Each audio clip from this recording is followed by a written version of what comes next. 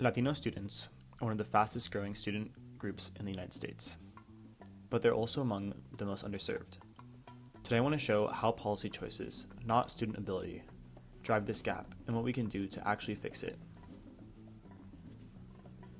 Let's start with the basics. Latino adults are still far more likely to lack a high school diploma compared to other race adults. This isn't about motivation, it's about access to well-funded schools, stable resources, and real support.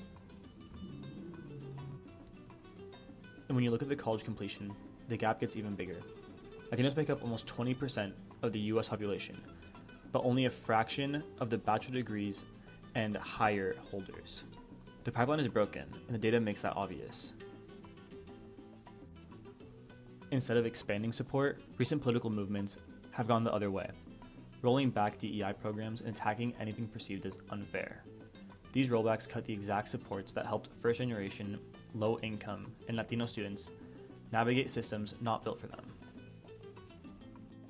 A UC study looking at the impacts of similar rollbacks to affirmative action found that ending affirmative action caused UC's 10,000 annual underrepresented minority freshman applicants to cascade into lower quality public and private universities. They also found that as a result, the average underrepresented minority UC applicant's wage declined by 5% annually between ages 24 and 34. So here's the real policy objective.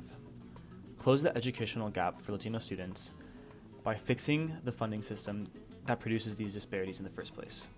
Instead of trying to tie school funding to property taxes, which guarantees schools in Latino and underrepresented minority neighborhoods get less, states can adopt equalized funding formulas that send more money to schools that need it most. Programs like these have been proven to work.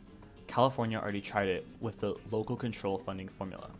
When the state finally shifted more money toward high-need districts with large Latino and English learner populations, here's what happened. Academic achievements improved across grades, grade repetition dropped, suspension rates fell, graduation and college readiness increased, and the longer that students were exposed to better funding, the bigger the gains. In other words, when schools get the resources they should have had in the first place, Latino students succeed. No DEI controversy, no culture war buzzwords, just better funding and better outcomes. If we want to close the Latino education gap, the most effective step is simple. Fund schools based on what students need, not the wealth of the neighborhoods they live in. The evidence is already here. We just need the political will to follow it.